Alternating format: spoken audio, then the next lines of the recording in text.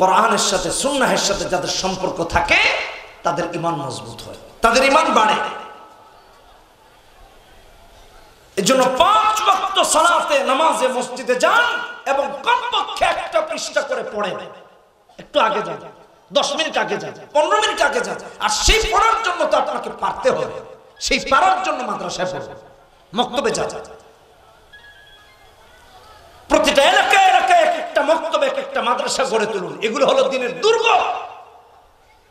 যুদ্ধের ময়দানে, জিহাদের ময়দানে যেমন দুর্গটা একটা কেন্দ্রবিন্দু থাকে, ঠিক কোরআনকে, ইসলামকে রক্ষা করার জন্য প্রতিটা মক্তব, প্রতিটা মাদ্রাসা, প্রতিটা মসজিদ হলো এক একটা দুর্গ। ঠিক কিনা? ঠিক। এখান থেকে দ্বীনের আওয়াজ গোটা বিশ্বময় হবে। মক্তবকে আরো প্রসার করে দিন, আরো প্রচারিত করুন।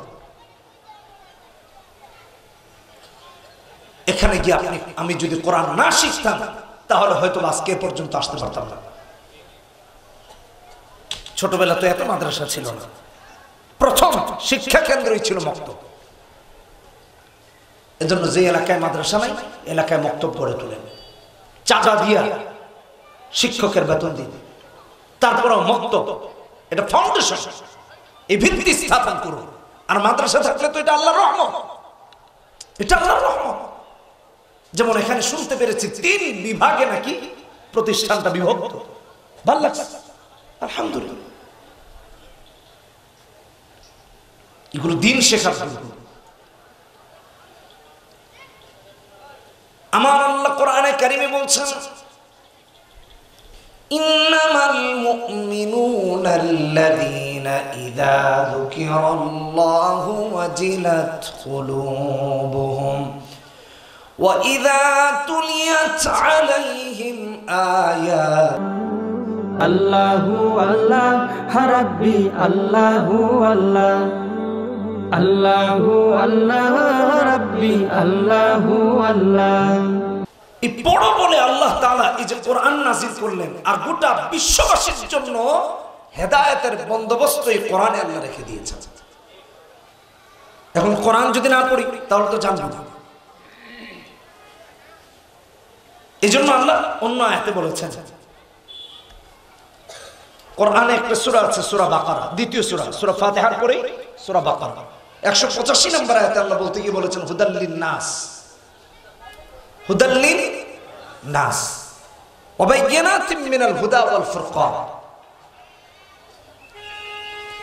গোটা বিশ্ব জগতের জন্য আল্লাহ রাব্বুল আলামিন কোরআনে কারীমকে বানিয়েছেন হেদায়েতের কিতাব।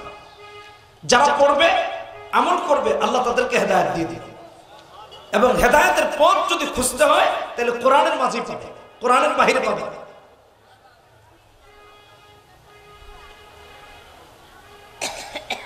এই জন্য আল্লাহ তাআলা কোরআনে কারীমের মধ্যে এটাকে অন্তর্ভুক্ত করেছেন যে আমি বলে দিলাম কোরআন এই কাজে আসবে, এজন্য আমি কোরআন নাযিল করেছি।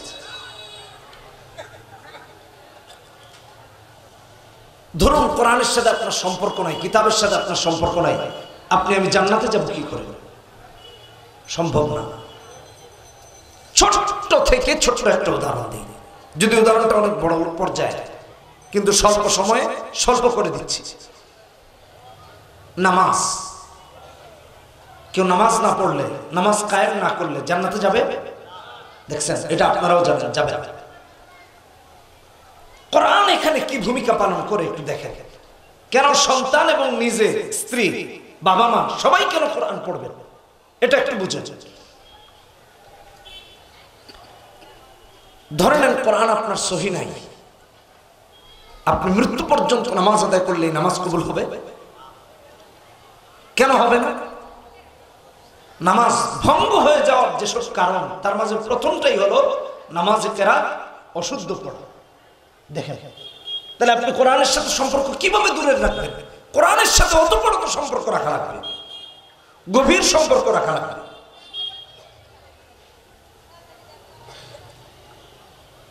আল্লাহ এই কথাও যে কোরআনে আছে, আমি ছোট্ট পরিসরে আরেকটা উদাহরণ দিই। কোরআনে একটা সূরা আছে, সূরা আরাফ, আল্লাহ 170 নম্বর আয়াতে বলতেছেন, ওয়াল্লাযীনা ইউমাসসিকুনা বিল কিতাবি ওয়া আকামুস সালাহ ইন্না লা নুযিউ আজরাল মুসলিহিন। লা নুযিউ আজরাল মুসলিহিন, আল্লাহ বলছেন সৎকর্মশীলদের আমল আল্লাহ বরবাদ করবেন না। কিন্তু অনেক 60-70 বছর 100 বছরের লোকগুলো আল্লাহর দরবারে দাঁড়িয়ে দেখবে যে আমি তো 50 বছর শুধু নামাজ আদায় করছি, সূরা সহি ছিল না তো কি, তাদের আমল আল্লাহর কাছে কোনো কাজে আসবে না। এই নামাজ আল্লাহর কাছে কাজে আসবে না, কারণ এই নামাজ দুনিয়ার আসমান ভেদ করে আল্লাহর আরশ পর্যন্ত পৌঁছায় নাই। আল্লাহ এই নামাজকে তার চেহারায় ছুড়ে মেরেছে যে তোমার এই নামাজ দরকার নেই। ভাই আমার, গতকালকের মাগরিবের নামাজের কথা বলি। এক মসজিদে নামাজে ঢুকেছি আমরা কয়েকজন, প্রায় 4 জন ছিলাম। তো কাতারের একেবারে বাম পাশে আমি দাঁড়িয়েছি, জায়গা ছিল না, ওখানে পেয়েছি। আমার ডান পাশে থাকা ভদ্রলোক রুকুতে গিয়ে পড়তেছে সুবহানাকা রাব্বিয়াল আযীম, সুবহানাকা রাব্বিয়াল আলা। সানা পড়লো, কি কি যে পড়লো আল্লাহ মালুম। বলে হুজুর আপনি জানলেন কেমনে? সে জোরে জোরেই পড়তেছে, সে তো ভাবতেছে সে অনেক সহি করে পড়তেছে। আশ্চর্য হয়ে গেল, লোকটা কত আগ্রহ, কত বিনয়, কত ইখলাস নিয়ে নামাজ আদায় করেছে তা আমার বোঝানোর ভাষা নাই। কিন্তু কেরাত সহি নেই। বলেন এই লোকটা আল্লাহর কাছে দাঁড়িয়ে বলবে আল্লাহ আমি কত ভালোবেসে নামাজ আদায় করছি, কিন্তু সমস্যা তো পদ্ধতি ভালো হয়। বুঝেন নাই কথা? ওই যে একটা গল্প শুনেছিলাম, বানর পালতো, মালিক ঘুমাচ্ছে, খুব সংক্ষেপে বলতেছি সময়ের উপর। বানর চিন্তা করলো একটা মাছি এসে শুধু আমার মালিককে ডিস্টার্ব করতেছে, তা তো হতে পারে না। মালিক আমাকে দুধ খাওয়ায়, কলা খাওয়ায়, কত আদর করে, কিন্তু বানরটা খালি মালিকের নাকে এসে বসে, বেচারা লাফ দিয়ে উঠে। বানর দেখেছে, দেখে বলতেছে আমার মালিককে তুই তোরা ঘুমাইতে না দিস তাহলে খবর আছে। কুড়াল নিয়ে আসছে খাটের নিচ থেকে, কুড়াল এনে পজিশন নিয়ে দাঁড়াইছে, বলে পারলে আরেকবার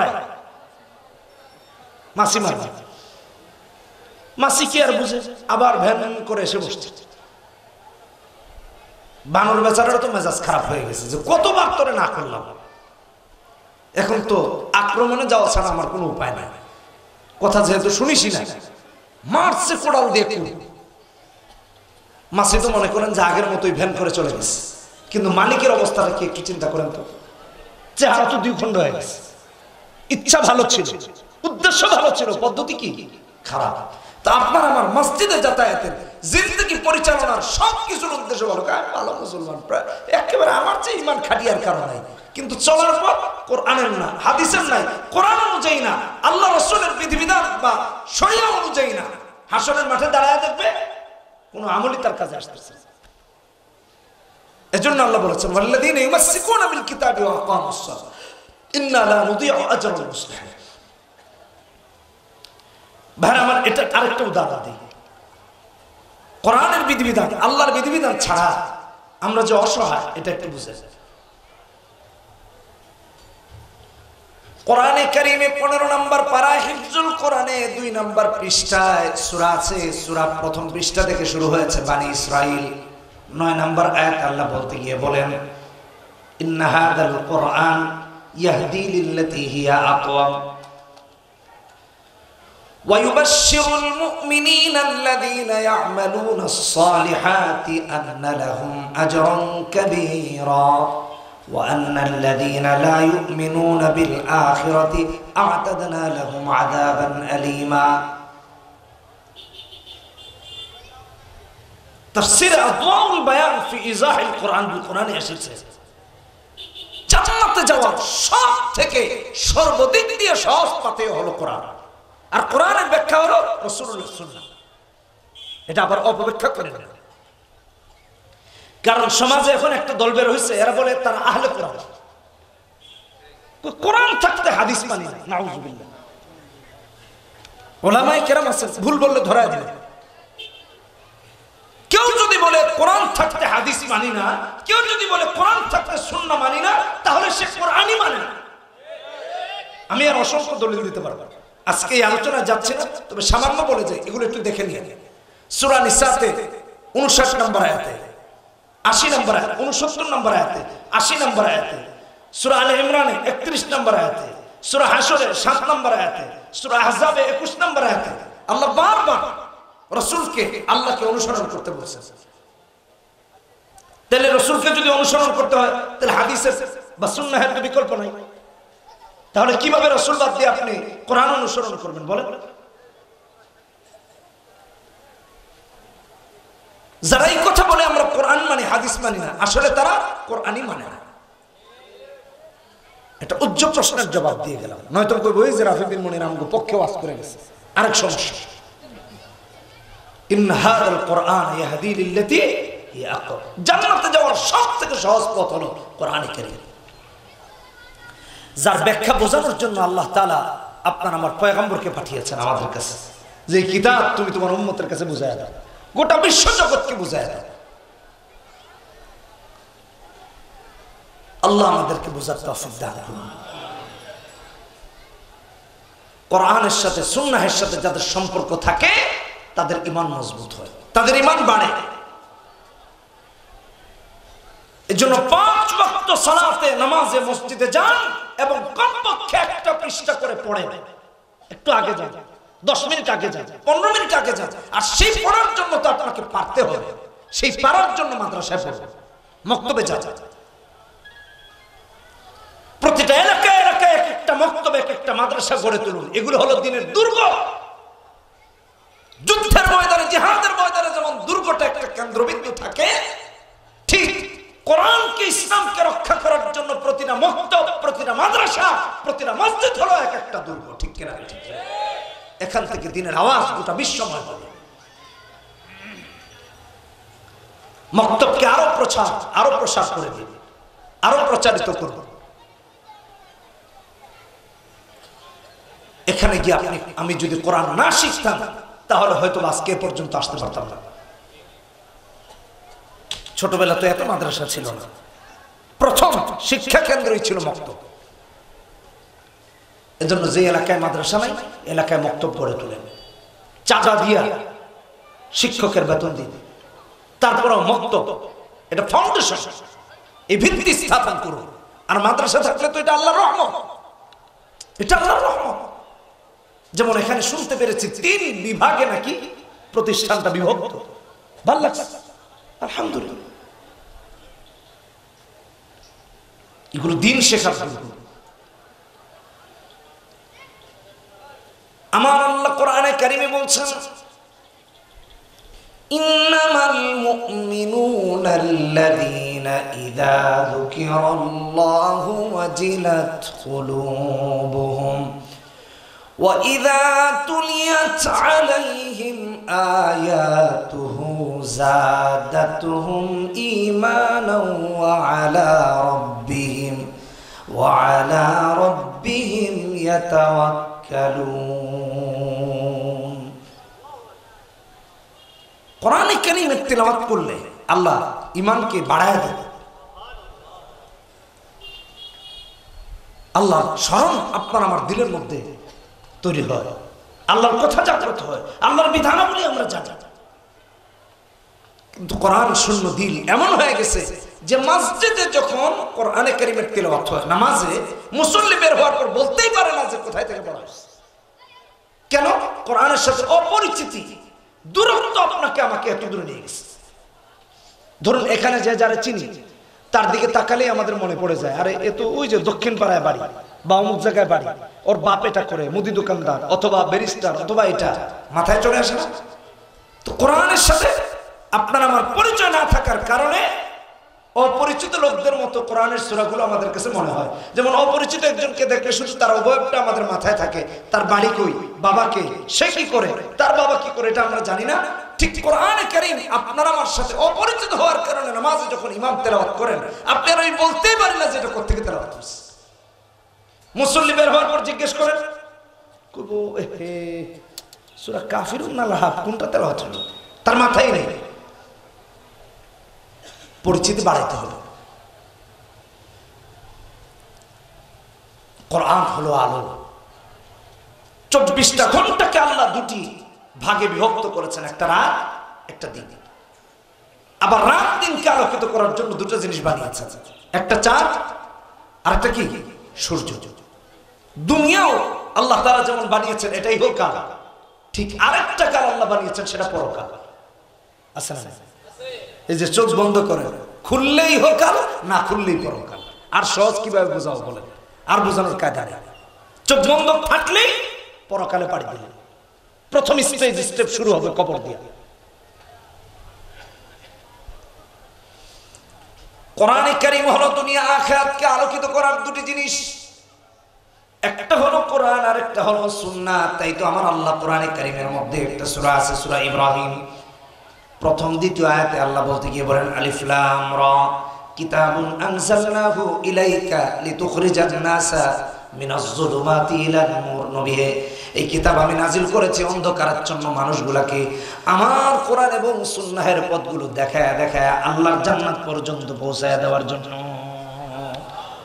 অন্ধকার থেকে মানুষকে আলোর পথ দেখানোর জন্য, আলোতে বের করে নিয়ে আসার জন্য। ভাইরা আমার একটু লক্ষ্য করুন, একটা অন্ধকার পথে যদি একজন পথিক হাঁটে, সাপে কাটার সম্ভাবনা থাকে না নাই? গর্তে পড়ে যাওয়ার সম্ভাবনা থাকে, গোবরে পাড়া দেওয়ার সম্ভাবনা থাকে, ইটের সাথে হোঁচট খেয়ে পা ভেঙে যাওয়ার শঙ্কা থাকে। কিন্তু তার হাতে যদি লাইট থাকে, লাইট দেখে দেখে সাপের দংশন থেকে বেঁচে যায়, গর্তে পড়া থেকে বেঁচে যায়, গোবরে হোঁচট খাওয়া থেকে বেঁচে যায়, ইটের সাথে হোঁচট খাওয়া থেকে বেঁচে যায়। ঠিক যে মানুষটার সারা জিন্দেগিতে কোরআন থাকবে, সুন্নাহ থাকবে, ওই মানুষটা কোরআন সুন্নাহর আলো দেখে দেখে আল্লাহর জান্নাত পর্যন্ত পৌঁছে যাবে। এজন্য আল্লাহ বলেছেন কিতাবুন আনজালনাহু ইলাইকা লিতুখরিজান নাসা মিনাজ যুলুমাতি ইলান নূর। অন্ধকার থেকে মানুষকে আলোর পথ দেখানোর জন্য আল্লাহ কোরআন নাযিল করেছেন। অনেকে বলে কোরআন কঠিন। না না না না, কোরআনে কারীম হলো সবথেকে সহজ। তাই তো আমার আল্লাহ একই সূরাতে 4 বার, 17 নম্বর আয়াতে, 32 নম্বর আয়াতে, 42 নম্বর আয়াত, 17, 22, 32, 40 এই সবগুলো আয়াত আল্লাহ বলেছেন ওয়ালাকাদ ইয়াসসারনাল কুরআনা লিযিকর ফাহাল মিন মুদ্দাকির। আছে কি কেউ কোরআন থেকে উপদেশ গ্রহণ করবে? আমি কোরআনকে সহজ করছি। মুফাসসিরিনে কেরাম কোন বলেন এইও তাফসীর, সাহালনাহু লিল হিফজ, হিফজ করার জন্য আল্লাহ সহজ করছেন। কেউ কেউ দেখবেন মাঝে মাঝে হুট করে কুয়া থেকে বের হয়ে, জঙ্গল থেকে বের হয়ে দেবো না, বাচ্চা কাচ্চাদের হাফেজ বানানোর দরকার নাই। কোথায় পেয়েছো এটা? হাফেজ সন্তানকে জন্য বানাবেন যেদিন ইসলাম বিরোধীদের আগ্রাসন লাইব্রেরিগুলোকে জ্বালিয়ে দিবে, পাঠাগারগুলোকে বন্ধ করে দিবে, কোরআন কারীমের প্রচার প্রসার বন্ধ করে দিতে চাইবে, সেদিন হাফেজ কোরআনের জবান থেকে আল্লাহ তাআলা কোরআনকে পুরো বিশ্বময় করে দিবেন। এজন্য দিলে যায় না, কাগজ তো জানানো যায়। এ দেখেন না 2 দিন পর পর সুইডেনে কিছুদিন আগে কোরআন পড়ানো হলো। ওরা মাঝে মাঝে পোড়ায় আমাদেরকে বোঝায় যে কোরআন এই যে পোড়ায় দিতেছে। আরে ছাগল, কোরআন তো মুসলমানের দিলের ভিতরে আছে, তুই পোড়ায় লাভ কি? কথা বুঝেন না আমার ভাই? হ্যাঁ, এখন এটা যদি হয় যে আমি মুসলমানদেরকে আঘাত দেওয়ার জন্য করি, তাহলে আমি বলতে চাই যারা কোরআন পড়িয়ে মুসলমানের অনুভূতিতে আঘাত দিতে চায়, মুসলমানের কলিজায় আঘাত দিতে চায়, এরা সবচেয়ে বড় সন্ত্রাসী। কখনো তারা শান্তিকামী মানুষ হতে পারে না। ওরা আমাদেরকে সন্ত্রাসী বলে। দেখেন একজন মুসলমান তারা পৃথিবীতে দেখাতে পারবেন না যে অন্য ধর্মাবলম্বীদের কোন কিতাবকে জ্বালিয়েছে, বাইবেল জ্বালিয়েছে, গীতা জ্বালিয়েছে, মহাভারত জ্বালিয়েছে। একজন দেখায়, একজন মুসলমানকে দেখাতে পারবেন না। তারপরে ওরা সন্ত্রাসী তীর মুসলমানের উপর নিক্ষেপ করতে চায়, মুসলমানদেরকে সন্ত্রাসী বলতে চায়। আল্লাহ এদেরকে হেদায়েত দান করুন। এত গুরুত্বপূর্ণ এই ইলম শেখা। তাই আমার আল্লাহ রাব্বুল আলামিন যেমন কোরআনের গুরুত্ব কোরআনে তুলে ধরেছেন, রাসূল তার হাদিসে বলেছেন। ইবনে মাজার হাদিস 229 নম্বর হাদিস, রাসূল বলতে গিয়ে বলেছেন তালাবুল ইলমি ফারিদাতুন আলা কুল্লি মুসলিম, প্রতিটা মুসলমানের উপর এটা ফরজ। যুবক ভাইরা আমার, মন খারাপ করো না, তোমরা তো খালি বিয়া ফরজ এটা বুঝো। হুজুর বিয়া ফরজ এটা বুঝো, লা হাওলা ওয়ালা কুওয়াতা ইল্লা বিল্লাহ। আচ্ছা, বিয়া কি সব সময় ফরজ? বিয়া তো কখনো হারামও। যে শারীরিকভাবে সক্ষম না, আর্থিকভাবে বোর ভরণ পোষণ দেওয়ার ক্ষমতা রাখে না, তার তো বিয়ে করা যায় না, সে রোজা রাখবে। মিশকাতুল মাসাবিহ কিতাবুন নিকাহের প্রথম হাদিস। তাহলে অথচ এটা ফরজ, এটা বুঝছে, কিন্তু ইলম, কোরআনে কারীমের ইলম শেখা ফরজ, এটা জানেই না, জনসাধারণ জানেই না। আমরা ওই মেসেজ আপনাদের কাছে পৌঁছাতে পারছি না। একজন রিকশাওয়ালা, ভ্যানওয়ালা, দিনমজুর, কুলি থেকে নিয়ে একজন শিল্পপতি পর্যন্ত প্রত্যেকের জন্য কোরআনের জ্ঞান শিক্ষা করা ফরজ। যেটুকু না জানলে সে হালাল হারাম চলতে পারবে না, জায়েজ না জায়েজ পার্থক্য করে চলতে পারবে না। তাহলে ভাবুন আপনার আমার অবস্থান কোথায় আছে। আমার জীবনে দেখে এমন ঘটনা আছে, উদাহরণস্বরূপ বলতেছি। গিয়ে দেখেন 50 বছর হয়ে গেছে, 60 বছর হয়ে গেছে, 70 বছর হয়ে গেছে, নামাজ সহি নাই, কেরাত সহি নাই। চিল্লায় গিয়েছিলাম, একাধিক চিল্লা দেওয়ার আল্লাহ তৌফিক দিয়েছেন। তো ওখানে তালিমের সময় মুরব্বীরা পড়তো। এক মুরব্বী ছিলেন রইসুদ্দিন, আমি তার এলাকা বলতেছি না। আমাকে ধরছেন, রাফি, তোর বাথরুম পরিষ্কার করার দায়িত্ব, তোর রান্না ভাড়ার দায়িত্ব, তোর বাজার করার দায়িত্ব সব আমার, তুই খালি আমার সূরা মশক করাবি। তাবলীগে থাকে না, আমি সংক্ষেপে বলতেছি। তো বাথরুম, গ্রামে গেলে বাথরুম পরিষ্কার করার একদিন ডিউটি থাকে, তারপর মসজিদ ঝাড়ু দেওয়ার দরকার হলে সেটারও ডিউটি থাকে, রান্না করার ডিউটি থাকে, বাজার করার ডিউটি থাকে। কয় আমার কিচ্ছু লাগবে না, আমি খালি তার কোরআন পড়াবো, আর সব দায়িত্ব তার। অথচ আমার বাবার চেয়েও বয়স হতে পারে, তিনি মারা গেছেন, এটা অনেক আগের কথা বলতেছি। অঢেল সম্পত্তির মালিক। চিল্লা শেষ হয়েছে, বাস্তব কথা বলতে আমার কাছে ভালো লাগে, তাইলে এটা কলিজায় গিয়ে লাগে। চিল্লা শেষ, আসার দিন জড়ায় ধরে কাঁদতেছে। দেখ, সারাটা জীবন এই পর্যন্ত সকাল হলে পরে নাঙ্গল নিয়ে চলে গেছি খেতে, ট্রাক্টরের পিছনে দৌড়াইছি, কিন্তু দেখলাম যে কোনো মুহূর্তে, এই মুহূর্তে যদি আমার মৃত্যু হাজির হয়, তাহলে তো আমার সব শূন্য, কোনো কিছু কাজে আসবে না। তো আমাকে জড়িয়ে ধরে শপথ করতেছে যে যতদিন বেঁচে থাকবো ততদিন এই দিনই লাইনে থাকবে, এছাড়া আমার তো কোনো উপায় নাই।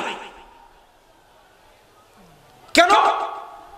তিরমিজির হাদিসে আসছে, 2858 নম্বর হাদিস, মান সালাকা তরিকান ইয়ালতামিসু ফীহি ইলমা সাহালাল্লাহু লাহু তরিকান ইলাল জান্নাহ। আল্লাহ জান্নাতের পথ সহজ করে দেন যেই পথে থাকে। বলে এতদিন থাকবেন? কই শুনছি হুজুররা কইছে, ওয়াজ করছে। আমাদের আবার আমির সাহেব ছিলেন হাটহাজারী মাদ্রাসার ফারে সালের সাথে, তো বলতেছেন শুনছি হুজুররা বলছে যে নাকি ইলমে দ্বীন শেখার রাস্তায় থাকে, সে নাকি আল্লাহর রাস্তায় থাকে। সুবহানাল্লাহ। আর এটা তো সত্য। তিরমিজির হাদিস আসছে, অন্য হাদিস রাসূল বলেছেন, 2859 নম্বর হাদিস, মান খারাজা ফি তালাবিল ইলমি ফাহুয়া ফি সাবিলিল্লাহ হাত্তা ইয়ারজিআ, না ফেরা পর্যন্ত আল্লাহর রাস্তায় থাকবে। আর এই অবস্থায় মারা গেলে শাহাদাতের মৃত্যু তার হবে। আমি যতদিন বেঁচে আছি এই রাস্তা ছাড়তেছি না। তাশাহুদ সহি নাই, আযান সহি নাই, কালেমা সহি নাই, বলতে গেলে লম্বা হয়ে যাবে, একটু একটু টাচ দিয়ে গেলাম। সাহাবীদের মাঝে দ্বীন জানার আকর্ষণ কেমন ছিল জানেন? নবীজির চাচাতো ভাই হযরত আব্দুল্লাহ ইবনে আব্বাস, সুনানে দারমির হাদিস 590 নম্বর হাদিসের ঘটনা বলতেছে, খুব ছোট করে বলতেছে, ঘড়ি তো শুধু দৌড়াইতেছে। হযরত আব্দুল্লাহ ইবনে আব্বাস রাদিয়াল্লাহু তাআলা আনহুমা, রাইসুল মুফাসসিরিন যাকে বলা হয়, নবীজির পরে কিয়ামত পর্যন্ত তার থেকে বড় আর কেউ মুফাসসির আসবে না, তাকে রাইসুল মুফাসসিরিন বলা হয়, সমস্ত মুফাসসিরদের প্রিন্সিপাল। একটা হাদিস জানার জন্য তার কেমন আগ্রহ ছিল দেখেন। যার কাছে জানতেন যে অমুক পাড়ায় অমুক জায়গায় একটা হাদিস আছে, তার বাড়িতে গিয়ে উপস্থিত হয়ে যেতেন।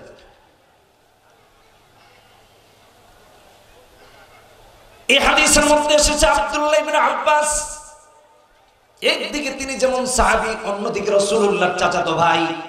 জানলেন একজনের কাছে হাদিস আছে, তার বাড়িতে গিয়ে হাজির। তাকে নক করলেন, সালাম দিলেন, ভেতর থেকে তিনি জবাব দিলেন আর ব্যস্ত আছেন তা বুঝাইয়া দিলেন। দেরি হওয়ার কারণে আব্দুল্লাহ ইবনে আব্বাস চিন্তা করলেন কি করা যায়। দরজার সামনে চাদর বিছিয়ে দিয়ে ঘুমায়া পড়লেন। যিনি বাড়িতে আছেন তিনি চিনতে পারলেন না ইনি কে, বাহিরে কে আমার জন্য অপেক্ষা করতেছে। তিনি বের হতে দেরি হলো। বের হয়ে দেখেন তিনি আর কেউ না, নবীজির চাচাতো ভাই আব্দুল্লাহ ইবনে আব্বাস। ঢাক দিয়ে বলতেছেন, আপনি কোথায়? আপনার স্থান, আপনি নবীজির চাচাতো ভাই, আপনি আমার বাড়ির দরজার সামনে শুয়ে আছেন। ধুলা বালুগুলো এসে তার কাপড়ের উপর ছেয়ে গেছে, আর তিনি গেটের সামনে শুয়ে আছেন। ভাইরা আমার, আমরা কি করেছি একটু চিন্তা করে। একজন সাহাবীর যদি দিন শেখার ব্যাপারে এত আগ্রহ থাকে, এত টান থাকে, এত ভালোবাসা, এত আকর্ষণ থাকে, আপনার আমার কি আছে বলেন? পাড়ায় পাড়ায় মাদ্রাসা আছে, মসজিদ আছে, বাড়িতে বাড়িতে কোরআনে কারীমের অসংখ্য কপি আছে। সারা বছর একদিনও নামায় পড়েন না, একদিনও নামায় দেখেন না। যার কাছে গিয়েছেন তিনি বের হয়ে বলতেছেন, আরে আপনি যদি বলতেন যে আপনি অমুক, আমি তো তাৎক্ষণিক বের হয়ে চলে আসতাম। বলে না, আপনার ব্যস্ততা আছে, আমি আপনার জন্য অপেক্ষা করতেছিলাম, তো অপেক্ষা করতে করতে শুয়ে পড়ছি, দেরি হচ্ছে। কি নিরহংকার, কি বিনয়! যার কাছ থেকে দিন শিখেছেন তাকে কি বিনয় প্রদর্শন করেছেন তার সামনে, চিন্তা করেন। আর আমরা যাদের কাছ থেকে দিন শিখবো তাদেরকে গালি দেই, কাট মোল্লা, এই মোল্লা, সেই মোল্লা, পারলে মারি। কি মিথ্যা কথা বলতেছি? হ্যাঁ, এত সহজ? একটু বোঝার চেষ্টা করি আমার ভাইরা। বুঝ কবে আসবে আল্লাহু আলাম, কিন্তু একটু চিন্তা করার চেষ্টা করেন, একটু বোঝেন। কার গায়ে হাত তোলেন, কারে গালি দেন, কি আজব ব্যাপার। সূরা নাহল 43 নম্বর আয়াত আল্লাহ বলতে কি বলছেন? ফাসআলু আহলা যিকর ইন কুনতুম লা তাআলামুন। আলেমের কাছে, আহলে ইলমের কাছে কি জিজ্ঞেস করতে বলছেন? আর আপনি তারা গালি দিতেছেন, আপনি তারে যেমন চায় তা করতেছেন। কোথায় আপনার অবস্থান, আর কোথায় আল্লাহ তার মর্যাদা রেখেছেন? একটু চিন্তা করেছেন?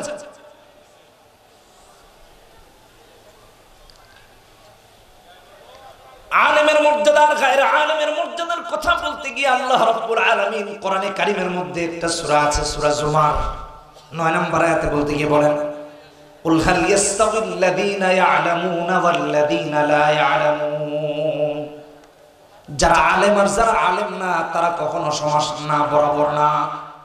যে আল্লাহ আলেম আর গায়রে আলেমের মর্যাদাকে আলাদা করে দিয়েছেন, ওই আলেমের সাথে বেয়াদবি করলে স্বয়ং আল্লাহর সাথে, আল্লাহর রাসূলের সাথে বেয়াদবি করা হয়।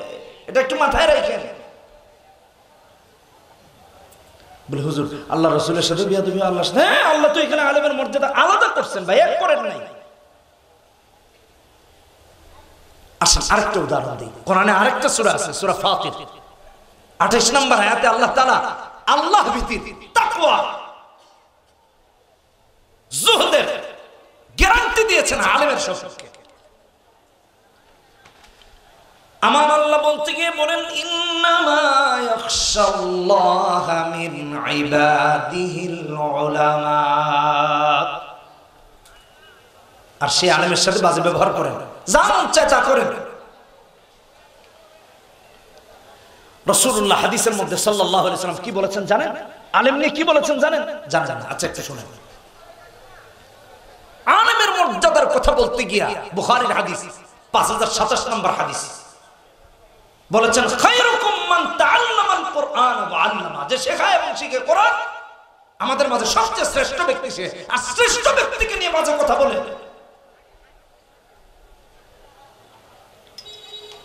অন্য হাদিসের মধ্যে আরো আলেমের মর্যাদার কথা আসছে।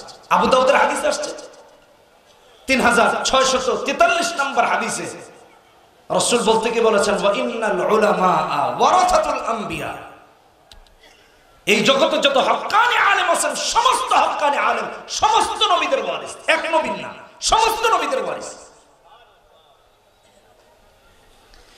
ভাইরা আমার, বাবারা আমার,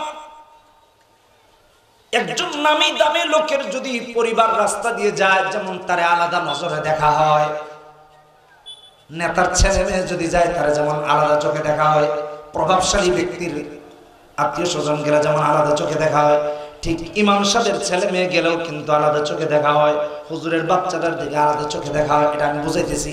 আল্লাহ রাব্বুল আলামিন আলেমের মর্যাদা সবার থেকে এমন আলাদা করেছেন। শুধু এটুকু না, আমার রাসূল হাদিসের মধ্যে বলেছেন সমস্ত হক্কানি আলেমরা হবে সমস্ত নবীদের ওয়ারিস। আর সমস্ত নবীদের ওয়ারিসদের সাথে কেমন আচরণ হওয়া চাই একটু চিন্তা করে দেখেন। কারণ হলো দুনিয়ার বুকে যদি তাদেরকে অপমান করা হয়, তাদেরকে লাঞ্ছিত করা হয়, হাসরের মাঠে স্বয়ং রাসূলুল্লাহ দাঁড়ায় বলবেন, আল্লাহ আমার ওয়ারিসদের সাথে এই বেয়াদবি করেছে, ওরে বিচারটা ঠিক মতো করো। একটু ভাবি, একটু চিন্তা করি, কথাগুলো অনেক গভীরে। কারণ আমার না তো, আমার হইলে উল্টা পাল্টা হইতো। আল্লাহ রাসূলের কথা তাই গভীরের কথা। এই জন্য আলেমকে মর্যাদা দিই। আমরা তো মর্যাদা দেই না, উল্টা আলেমের কান্দের উপর চাইবা বুঝি, হুজুর এই ওয়াজ করবেন না, ওই ওয়াজ করবেন না, এটা কইবেন না, ওইটা কইবেন না। আরে কি আজীব ব্যাপার! কে আপনার এটা শিখাইছে হুজুর এটা কইতে? কিভাবে বলেন? এই জন্য আমি মনে করি প্রত্যেক আলেমকে এই শর্ত দেওয়া খেতাবতির আগে, যে আমার বক্তব্যে যদি কারো আপত্তি থাকে এটা অন্য 10 জন আলেমের সাথে পরামর্শ করবেন। যদি আলেমরা বলে যে হুজুর এটা কোরআন বিরোধী ওয়াজ করছে, তাইলে আপনি হুজুরকে বলবেন। নয়তো আপনি খামাখা মসজিদে দাঁড়ায় হুজুর এই ওয়াজ করেন না, আরে আপনার তো ঈমান চলে গেছে। যদি সেই কথা কোরআন আর হাদিসের হয়, তাহলে তো আপনি কোরআন হাদিসের বিরুদ্ধে অবস্থান করলেন ডাইরেক্ট। উলামায়ে কেরাম ফতোয়া দিলেন, আপনার তো ঈমান চলে গেল না বুঝে। প্রভাব দেখানোর জন্য দাঁড়ায় যান হুজুরের কান্দের উপর। এখন তো আমরা কোরআন হাদিস শুনতে ভালো লাগে না, তাই না? শুধু তাই না তো, আজকে তো জুমার দিন, জুমার নামাজে যদি একটু লম্বা কেরাত হয়, তাহলে বেচারার বিয়ার রোজ ঠান্ডা হয়ে যায়। নামাজের মধ্যে মেজাজ খারাপ, হুজুর এত লম্বা কেন, এই কেন সেই কেন বলা শুরু করে। আরে ভাই, দেখবেন গেটের সামনে দাঁড়ায় দাঁড়ায় বলতেছে 40-এ নামাজ শেষ হওয়ার কথা, 1:40 বাইজা গেছে, 1:45 আজকে হুজুরের। তো হুজুরের তো দেখতেছি চোখের সামনে ঘড়ি লাগে নামাজের মাঝে। এগুলো কোথা থেকে শিখেছেন? সিনেমা দেখতে গেলে ঘন্টার পর ঘন্টা বসে থাকেন, খেলা দেখার জন্য সারা রাত জেগে থাকেন, ডান্স দেখার জন্য, কনসার্ট দেখার জন্য, অশ্লীলতা বেহায়াপনার মাঝে ঘন্টার পর ঘন্টা দাঁড়িয়ে থেকে নামাজে 10টা মিনিট সহ্য না হওয়া, এটা মুনাফিকের আলামত, মুনাফিকের আলামত, মুনাফিকের আলামত। এটা মুসলমানের আলামত। ভাইরা আমার, মুখ সাবধান রেখে কথা বলবেন। আপনি ইমানকে বলে মনে করতেছেন যে আপনি এলাকার বহুত বড় কিছু হয়ে গেছেন। আপনার যে ইমান চলে যাইতেছে এটা আপনার কে বুঝাবে বলেন? হুজুর তো বেচারা নিরীহ মানুষ, কিছু বলতেই পারতেছেন না। কোরআন যাদের সহ্য হয় না তাদের ঈমান নাই। কাফেররা মুহাম্মদ সাল্লাল্লাহু আলাইহি ওয়াসাল্লামের কোরআনের কথা সহ্য করতে পারত না, মুখে সহ্য করতে পারত না, তাই রাসূলের সাথে দুশমনি করত, বেয়াদবি করত। কোরআনে আছে না সূরা ফুসসিলাত 26 নম্বর আয়াত, হামিম আস-সাজদা, সূরার আরেক নাম। আল্লাহ বলেছেন না, وقال الذين كفروا لا تسمعوا لهذا القرآن والغوا فيه لعلكم تغلبون। কিন্তু এই কথা যেমন সত্য, কাফেরদের আরেকটা চরিত্র ছিল, তারা গোপনে কোরআনের প্রতি আকর্ষণ রাখত, প্রকাশ্যে কোরআনের বিরোধিতা করত। যেখানে কোরআনের আয়োজন, যেখানে রাসূলুল্লাহ সাল্লাল্লাহু আলাইহি ওয়াসাল্লামের কোনো দাওয়াতি কাজ চলতেছে, ওখানে গিয়ে বাধা দেওয়া শুরু করত, গোলমাল পাকিয়ে দিত, গায়িকাদের দিয়ে গান বাদ্য শুরু করে দিত। সূরা লুকমানের যেটা 6 নম্বর আয়াতে আসছে, ওমিনান নাসি মান ইশতারি লাহওয়াল হাদিস লিইউদিল্লা আন সাবিলিল্লাহি বিগাইরি ইলমিন ওয়া ইয়াত্তাখিদা হুজওয়া উলাইকা লাহুম আযাবুম মুহিন। এগুলো শুরু করত ওরা। কিন্তু এর আড়ালে একটা চরিত্র ছিল, সিরাতে ইবনে হিশামে আসছে প্রথম খণ্ডে 315 নম্বর পৃষ্ঠায়। এদের আরেকটা চরিত্র, প্রকাশ্যে ইসলামের বিরোধিতা করলেও নবীজি যখন রাতের বেলা ঘরে কোরআন তেলাওয়াত করতেন, এ সকল লিডাররা গিয়া নবীজির ঘরে কান পাতে দিয়ে কোরআন শুনতেন। এটা ছিল তাদের আড়ালের দৃশ্য। আবু জাহেল, আখনাস, আবু সুফিয়ান, আবু জাহেল ইবনে হিশাম, আবু সুফিয়ান ইবনে হারব, আখনাসের মতো নেতারা গিয়ে মুহাম্মদ সাল্লাল্লাহু আলাইহি ওয়াসাল্লামের কোরআন শুনতে শুনতে রাত পার করে দিত। এক রাতে গিয়েছে নবীজির কোরআন শোনার জন্য, নবীজির মুখ থেকে যে এটার মাঝে এমন কি জাদু আছে। কোরআন শুনতে শুনতে সকাল হয়ে গেছে। সকাল হলে পরে একজনের সাথে আরেকজনের দেখা হয়ে গেছে। শুনতেই কি খালি গিয়েছে, শুনতে বলে গিয়ে বলছে এই তো আর 10 মিনিট, আর 15 মিনিট, আর আধা ঘন্টা করতে করতে ফজর হয়ে গেছে। একজনের সাথে আরেকজনের দেখা হয়েছে। আবু জাহেল আবু সুফিয়ানকে বলে কি ব্যাপার? আবার আখনাস বলে কি লিডার তোমরা এখানে? আরে এই তো আসছি। বলে কি হয়েছে? তুমি কেন আসছো এটা বলো। কার তুমি কেন আসছো বলো। কেউ প্রকাশ করতে চাচ্ছে না। খোঁজ নিয়ে দেখে প্রত্যেকেই মুহাম্মদ সাল্লাল্লাহু আলাইহি ওয়াসাল্লামের কোরআনের আকর্ষণে এখানে আসে। আরে ভাবছিলাম একটু শুনে চলে যাব, কিভাবে যেন রাতই শেষ হয়ে গেছে আর আমাদের নামাজে সহ্য হয়। আর কাফেররা রাত পার করে দিয়েছে কোরআনে কারীমের তিলাওয়াত শুনতে শুনতে। দেখেন তো আমাদের অবস্থান কত তলে দেশে চলে গেছে। নেফাকির একেবারে সর্বনিম্ন জায়গায় অবস্থান করতেছে। কই দেখো তুমিও লিডার, আমিও লিডার, সেও লিডার। আরে 3 লিডার এখানে এসে কোরআন শুনতেছি। জনগণের মায়ের একটা মাটিতে পড়বে যদি জানে। দিনের বেলা আমরা বাধা দেই, মুহাম্মদকে গালি দেই, কবি বলতেছি, পাগল বলতেছি, গণক বলতেছি, জাদুঘর বলতেছি, সব বলতেছি। আর রাতে এসে তার কোরআন শুনি। এটা যদি শুনে মানুষ, তাহলে জনগণের ধুলাই মাটিতে পড়বে। কই কালকে থেকে আর আসে না। ঠিক আছে আর আসবে না। বাড়িতে গিয়েছে। ভাইরা আমার, বিভিন্ন বর্ণনা বিভিন্ন রকম আসছে। আমি ওরব বোঝানোর জন্য, ইস্তেলাহ পরিভাষা বোঝানোর জন্য এই বলতেছি আর গুছিয়ে বলতেছি, উপস্থাপন করতেছি। পরের দিন গিয়েছে, ভাবলো না গতকালকে যেহেতু কথা হয়েছে আজকে আর যাওয়া যাবে না, ভাবলো যাবে না। কিন্তু বিছানায় গিয়ে মাথা লাগিয়েছে ঠিকই, ঘুম আর আসে না। ডান কাত হয়ে ঘুম আসে না, বাম কাত হয়ে ঘুম আসে না, রাত হয়ে যাচ্ছে, ঘুম আর আসে না।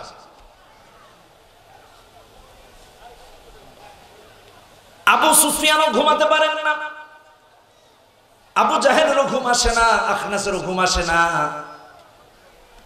একাত হতে হতে চিন্তা করলো মুহাম্মাদের কোরআনটা শুনে আসলে ঘুম আসবে। একজন ভাবলো তো আসবে না, আরেকজন ভাবলো এ আসবে না, আরেকজন ভাবলো ওরা দুজন আসবে না। প্রত্যেকে আরেকজন না আসার কথা চিন্তা করতে করতে গিয়ে মুহাম্মদুর রাসূলুল্লাহ সাল্লাল্লাহু আলাইহি ওয়াসাল্লামের ঘরে হাজির। কোরআন শুনতে শুনতে যখন আবার সকাল হয়ে গেল, আবার একজনের সাথে আরেকজনের দেখা হয়ে গেল। বলে কি ব্যাপার আজকেও দেখি এসে হাজির হয়ে গেলা? বলতেছে আর বইলো না, ঘুমাতে গিয়েছিলাম, সারা রাত কি যেন একটা অশান্তি মনের মাঝে কাজ করতেছে। যতক্ষণ মুহাম্মাদুর রাসূলুল্লাহ সাল্লাল্লাহু আলাইহি ওয়াসাল্লামের জবান থেকে কোরআন না শুনবো ততক্ষণ পর্যন্ত শান্তি অনুভব করি নাই। এই জন্য ভাবলাম তুমি আসবে না, তাই এসেছি। ও বলে আমি ভাবছি তুমি আসবে না, ও বলে আরেকজন বলে আমি ভেবেছি তোমরা দুইজন আসবে না। আবার এসে হাজির, ভেবেছি একটু শুনে চলে যাব, কিন্তু শুনতে শুনতে রাত কোন দিকে শেষ হয়ে গেছে তার খবর নাই। কাফেররা নবীজির কোরআন শোনার জন্য যদি এত পাগল হয়, আর আপনি আর আমি নামাজে কোরআন শোনার পরও বিরক্ত হয়ে যাচ্ছি হুজুরের উপর, কত বড় মুনাফিক হয়ে গেছে একটু চিন্তা করে। এই ছোট্ট জীবনে 15 বছরের অভিজ্ঞতা, খেতাবতে ঢাকা শহরে। এর সাথে যদি একটু লম্বা হয় কেন হুজুর আজকে দেরি হয়ে গেল। আরে কি আজীব ব্যাপার, এরা নামাজ পড়ে না, ঘড়ির দিকে তাকায় থাকে, আমি তো এটাই বুঝি না। আরে ভাই তোমার দেখে কি ইমাম সাহেব কেরাত পড়বে? কেরাতের তো মাসনুন কেরাত আছে। যেমন জুমায় সূরা জুমা, সূরা মুনাফিকুন, সাব্বিহ ইসমা রাব্বিকাল আলা, হাল আতাকা হাদিসুল গাশিয়া, তো পড়তে গেলে তো লম্বা হবে। তোমার জ্ঞান নাই, ইলম নাই, কালাম নাই, তুমি যদি এটা জানতে যে মাসনুন কেরাত কি, তাহলে ইমামকে সেই কথা বলতেই পারতা না। মন চাইলেই হুজুরের দাঁড়ায় যা মন চাইতেছে তা বলে ফেলতেছে। আল্লাহ হেদায়েত দান করুন আমার ভাইদেরকে। ভালো করে বুঝুন কথাগুলো, কারণ এগুলো প্র্যাকটিসে কাজে লাগবে।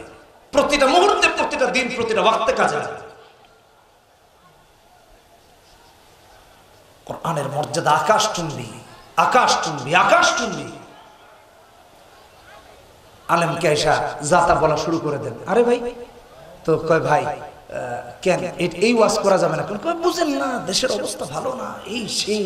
আরে ভাই, তো আলেমের তো একটা জগৎ আছে, সেটা তার রবের সাথে তার সম্পর্কে। কোরআনে কারিমে সূরা বাকারায় আল্লাহ বলেছেন না ভাই, 159 নম্বর আয়াতে কি, ইন্নাল্লাযীনা ইয়াকতুমুনা মা আনজালনা মিনাল বায়্যিনাতি ওয়াল হুদা মিন বা'দি মা বায়্যানাহু লিন-নাসি বিল কিতাব উলাইকা ইয়ালআনুহুমুল্লাহ ওয়া ইয়ালআনুহুমুল লাঈনুন। তো আলেম যদি হক গোপন করে তাহলে তো আল্লাহ লানতের ভাগী হবে, তার উপর তার বড় চাপ। আলেম হক কথা কেন বলেন? 173 নম্বর আয়াতে এসেছে সূরা বাকারায় আল্লাহ বলতে গিয়ে বলেছেন, ইন্নাল্লাযীনা ইয়াকতুমুনা মা আনজালাল্লাহু মিনাল কিতাব ওয়া ইয়াশতারুনা বিহি থামানান কালীলা উলাইকা মা ইয়াকুলুনা ফি বুতুনিহিম ইল্লান নার ওয়া লা ইউকাল্লিমুহুমুল্লাহু ইয়াওমাল কিয়ামাহ ওয়া লা ইউযাক্কিহিম ওয়া লাহুম আযাবুন আলীম। কথা বলবেন না, আল্লাহ জাহান্নামের আগুন বক্ষণ করেছে এরা আল্লাহর কালাম কল স্বল্পমূল্যে কেনাবেচা করে। আল্লাহ হেদায়েত দান করুন আমাদেরকে। এই চাপের চেয়ে বড় কি চাপ হতে পারে বলেন? আরো বড় চাপ আছে, আরো বড় চাপ আছে। আবু দাউদের হাদিস 3660 নম্বর হাদিস, রাসূল বলেছেন, মান সুইলা আন ইলমিন ফাকাতামা আলজামাল্লাহু ইয়াওমাল কিয়ামাতি বিলিজানিন মিন নার। আগুনের লাগাম পরায় দিবেন, আগুনের লাগাম। এই মুখের মধ্যে একটা মোমবাতির উপর একটু হাত রেখে দেখেন তো কত কষ্ট লাগে। যে এরপরের থেকে হক কথা বলতে বাধা দিবে, তার ডাইকে একটা মোমবাতি জ্বালায় কবেন, ভাই এটার উপরে একটু হাত রাখেন। যদি না পারে তাহলে কবেন, ভাই হাসরের মাঠে আল্লাহ আগুনের লাগাম দিবেন আমার মুখের মাঝে, আমি এটা কেমনে সহ্য করবো, একটু কর, একটু প্র্যাকটিস করেন আপনি, তাহলে ওইটা নাইলে আমি চেষ্টা করবো। কি কর? হ্যাঁ, মূর্খের মতো এসে মিম্বরে বাধা দেওয়া শুরু করলেন। আগে বুঝেন ভাই এটা কোরআন না হাদিস কি আছে না আছে, আছে কিনা নাই। আরেকজন আলেমের সাথে কথা বলেন, আপনি মাঝ পথে দাঁড়ায় সুদের ওয়াজ করতেছে। এক জায়গায় গিয়েছি, তো আমাকে নিয়ে যাওয়া হচ্ছে শেষে বয়ানের জন্য। আমি এলাকার নাম না বলি, তাইলে আবার ওই এলাকার মানুষরা শুনলে মন খারাপ করবে যে হুজুর আমাদের বদনাম করছে, এই জন্য এলাকার নাম না বললাম। তো হুজুর সুদ নিয়ে মাশাআল্লাহ গঠনমূলক এত সুন্দর আলোচনা করতেছেন যা আমার বলার ভাষা নাই। এলাকার এক সুদখোর আইসাই ইমাম সাহেবকে, হুজুর কি হুজুর আনছেন এটা? আল্লাহ কি খালি কোরআনে সুদের কথাই কইছে আর কিছু নাই? পরে হুজুরকে জিজ্ঞেস করলাম, ভাই এই লোক এত খেপলো কেন? হুজুর এই বাজারের সবচেয়ে বড় সুদী কারবারি সে। চিন্তা করছে তার ঈমান আছে কিনা একটু ভাবেন ভাই। জানা এই জন্য ইলম শেখা ফরজ, এই জন্য দিন শেখা ফরজ। এই কথাটাই আমি বোঝানোর চেষ্টা এতক্ষণ যাবত করতেছি। এর জন্য আলেমকে আল্লাহমুখী হওয়া লাগবে, দুনিয়ামুখী না, দুনিয়ামুখী না। যেমন ইবনে মাজার হাদিসে আসছে না, 4241 নম্বর হাদিসে রাসূল বলতে গিয়ে বলেছেন, ইজহাদ ফিদ দুনিয়া ইউহিব্বুকাল্লাহ ওয়াজহাদ বিমা ফি আইদিন নাস ইউহিব্বুকান নাস। আল্লাহমুখী হতে বলছেন, দুনিয়ামুখী না। মানুষের কাছে যা আছে এটা থেকে বিমুখ হয়ে যান, দেখবেন মানুষ আপনার পিছনে পিছনে ঘুরবে, মানুষ আপনার পিছনে ঘুরবে। আর আপনি যদি মানুষের হাতের দিকে তাকায় থাকেন তাইলে বুঝবেন যে দিন আপনার কাছে নিরাপদ না।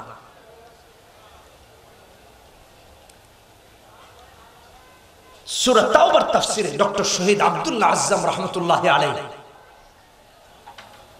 ইমাম আহমদ ইবনে হাম্বল যুহদের কিছু দৃষ্টান্ত এনেছেন। খালকে কোরআন নিয়ে মতবাদ দেখা দিয়েছে, আহমদ ইবনে হাম্বল রাহিমাহুল্লাহকে জেলে পাঠানো হয়েছে। খলিফা মুতাসিম বিল্লাহ, খলিফা মামুন, খলিফা ওয়াসিক 18 বছর জেলে রাখছে। কয় বছর? কথা বলা লাগবে। কত বছর? এক যুগের চেয়েও বেশি, 1.5 যুগ জেলখানায় ঢুকায় রাখা হয়েছে বাতিলের সাথে আপোষ না করার কারণে। জেলখানা থেকে বের হয়েছে তো বাদশা বলল, আপনাকে কিছু টাকা পয়সা দিতে অফার করেছে। ইমাম আহমদ ইবনে হাম্বল প্রত্যাখ্যান করেছেন। প্রত্যাখ্যান করার পরে ওনার ছেলেদেরকে অফার দিয়েছে, ছেলেরা গ্রহণ করেছে বাদশার অফার, বাদশা থেকে সম্পদ নিয়েছে। ইমাম আহমদ ইবনে হাম্বল সন্তানদের সাথে সম্পর্ক ছিন্ন করে দিয়েছে, তোমাদের সাথে আমার কোনো সম্পর্ক নেই। জোহদ কেমন ছিল একটু দেখেন, একটু ভাবেন। একবার ইমাম আহমদ ইবনে হাম্বল সন্তানকে পাঠিয়েছেন রুটি আনার জন্য, রুটি দোকানে রুটি আনতে গিয়েছে। তো দোকানে চিন্তা করলো ইমাম সাহেবকে কিছুই দেওয়া যায় না, কিছু একটা যদি দিতে পারি তাহলে আমার কপালটা ভালো। এক পুটলিতে রুটি আর আরেক পুটলিতে স্বর্ণরূপা ঢুকিয়ে দিয়ে দিস, নিয়ে আসা হয়েছে। ইমাম আহমদ ইবনে হাম্বল সব ফিরিয়ে দিয়েছেন, যে একটাও আমি নিব না, সব ফেরত দিয়ে আসে। ফেরত দিতে গিয়েছে, বলতেছে ভাই আচ্ছা রুটিটা নাইলে রেখে দাও, অসুবিধা নেই, কিন্তু স্বর্ণরূপাগুলো নিয়ে যাও। বলে না, বাবা বলছেন একটাও রাখা যাবে না, সব ফেরত দিতে বলছে। বিনিময়ে আল্লাহ তার অবস্থান কোথায় নিয়েছেন জানেন? একটু একটা দৃষ্টান্ত দিই, হুজুর আসলে বই নিয়ে আসা। বিনিময়ে তার অবস্থান কোথায় গেছিল একটু চিন্তা করেন, একটা দৃষ্টান্ত দিই। একবার এক লোককে জিনে ধরেছে, তো জিনে ধরলে খলিফার কাছে তারা আনা হয়েছে। খলিফার অবশ্যই নিকটতম কেউ না হলে তো তার কাছে আনা হতো না।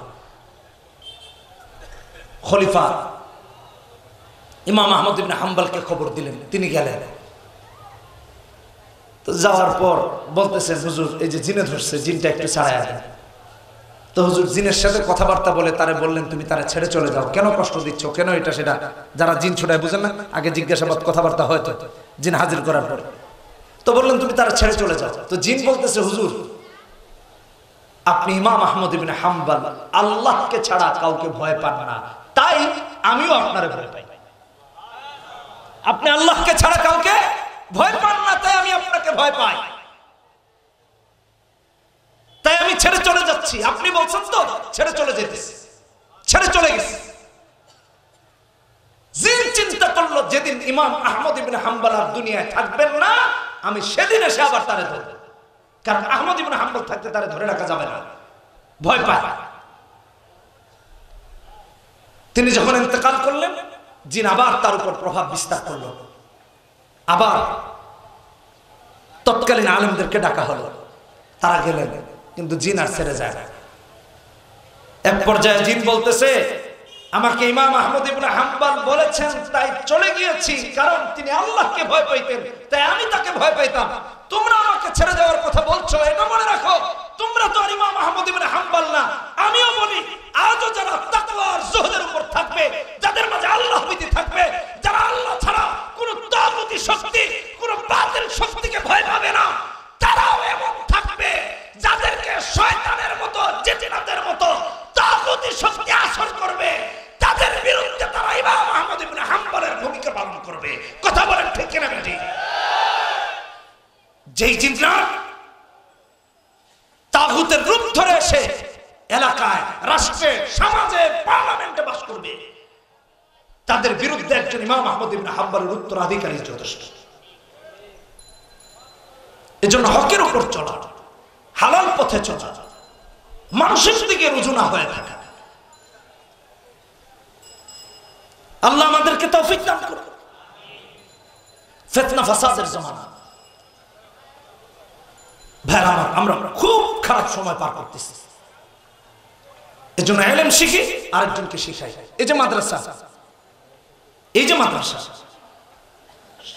বেশি বেশি করে সহযোগিতা করবেন, সব সময় পাশে থাকবেন, এটারও সওয়াব আছে।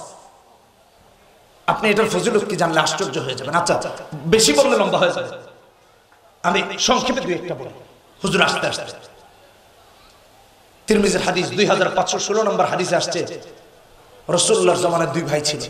তো এক ভাই এসে রাসূলের কাছে বিচার দিতেছে যে ইয়া রাসূলুল্লাহ সাল্লাল্লাহু আলাইহি ওয়াসাল্লাম, আমি শুধু কামাই করে আনি আর আমার আরেক ভাই বসে বসে খায়, সে সারাক্ষণ আপনার কাছে আসে, কামাই করে না, সারাক্ষণ আপনার কাছে এসে দিন শিখে, ইলম শিখে পড়ে থাকে। অভিযোগ দায়ের করছে। নবীজি উপার্জনকারী ভাইকে ডেকে বলেন তুমি অভিযোগ করেছো সে উপার্জন করে না, সে সারাক্ষণ দিন অন্বেষণ করে ইলম শিখে। নবী ডেকে বলেন আমার আল্লাহ হতে পারে তার ইলম শেখার কারণেই তোমার রিজিকের ব্যবস্থা করেছেন। এজন্য আমার ভাইরা, আমরাও যদি আরেকজনের ইলম শেখার ব্যবস্থা করে দেই, নিজের টাকা দিয়ে, নিজের পয়সা দিয়ে, নিজের পরামর্শ দিয়ে, নিজের সবটুকুন দিয়া, আল্লাহ রাব্বুল আলামিন আপনার আমার রিজিকের ব্যবস্থা আসমান থেকে করবেন। কথা বুঝে এসেছে?